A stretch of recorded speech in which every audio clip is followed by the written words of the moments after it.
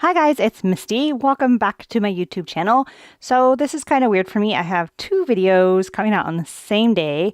My first video, if you haven't seen it, I'll put a link to it in the up in the top right hand corner, is for the Simon Says Stamp Wednesday challenge. And this video is for the new release by Simon Says Stamp that is going live today. I am using their product called Starstream.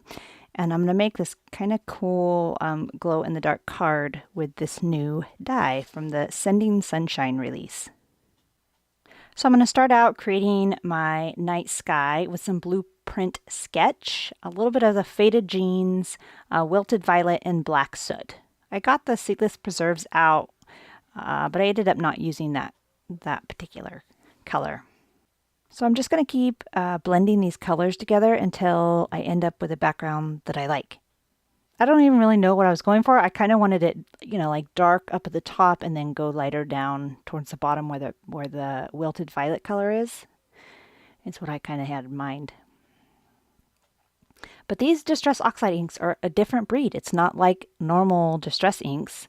So when I put on that black, I kind of started to panic because I thought I put too much on. But the great thing about the Distress Oxide inks is then you can just go ahead and put a color over it and it'll brighten it back up.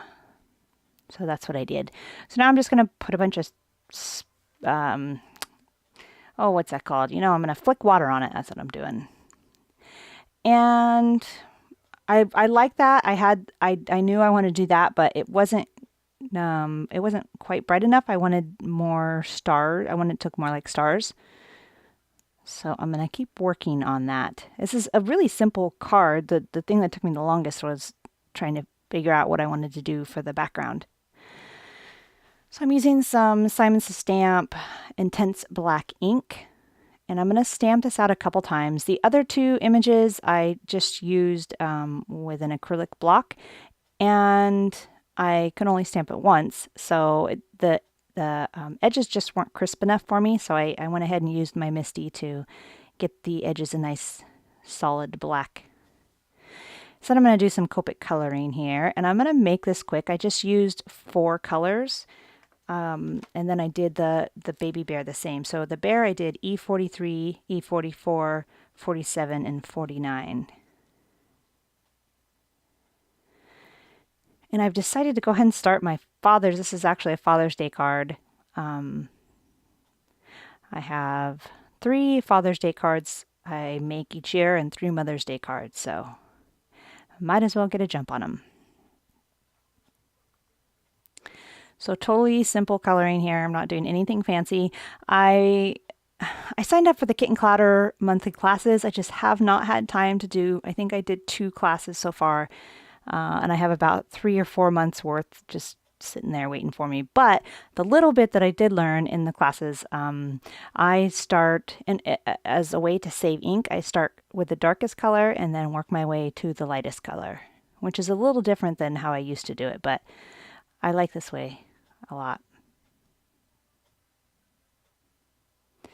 So I colored, it's the same colors on that other bear image there. That's one I colored. I was kind of practicing on that one to see if I was going to like this color combination. Because with it being a night sky, I didn't want it to look funky. I didn't want it to stand out and be too bright. So I practiced before I colored that one. So I'm going to go ahead and cut this out. I don't have the die set for this one, but I'm pretty good at fussy cutting now. And that white, I left the white border and it was almost perfect. I did such a good job on this, but I just didn't like it with this night scene. So after all that, I went ahead and cut it off anyway. And this just shows, and look at what a difference it makes just taking a black pen and going over that edge. I mean, I can just see what a difference it makes. Great way to cover up any of your imperfections.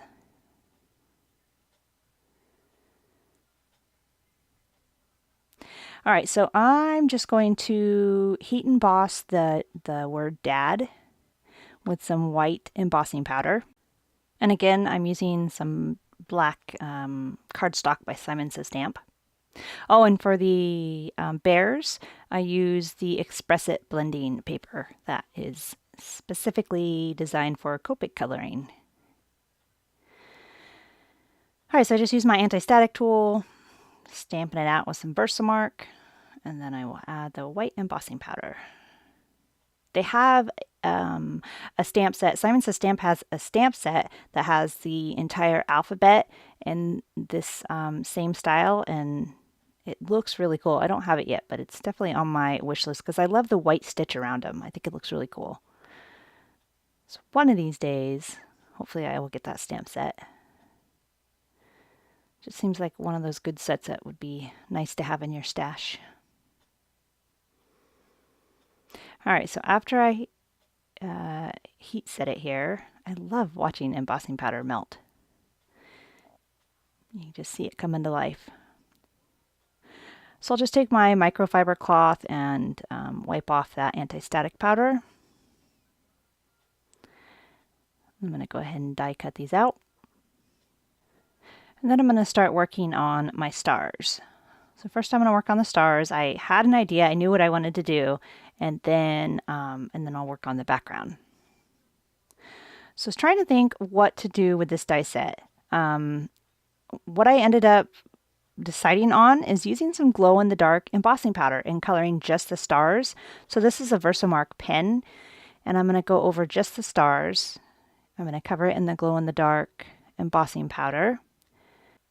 I'm going to go ahead and heat set it, and then I'm going to do the whole process over again. So it'll end up having 2 layers of the glow-in-the-dark embossing powder on it. I just wanted to make sure that it was going to have a nice glow-in-the-dark look to it. And it was kind of hard because I couldn't quite see if it was melting it enough or if I was over melting it. Some embossing powders I have a hard time telling if it's done. And then I usually know it is when I've overheated it. So now moving on to the background, I am going to go ahead and use this white picket fence, I think it's called. It's a distress ink. And I'm going to flick it on with a toothbrush. I love doing this. I think it really gives it kind of a starry look. So I did it twice, made a huge mess. That's why I decided to put it in a box, because last time I did that, it went everywhere.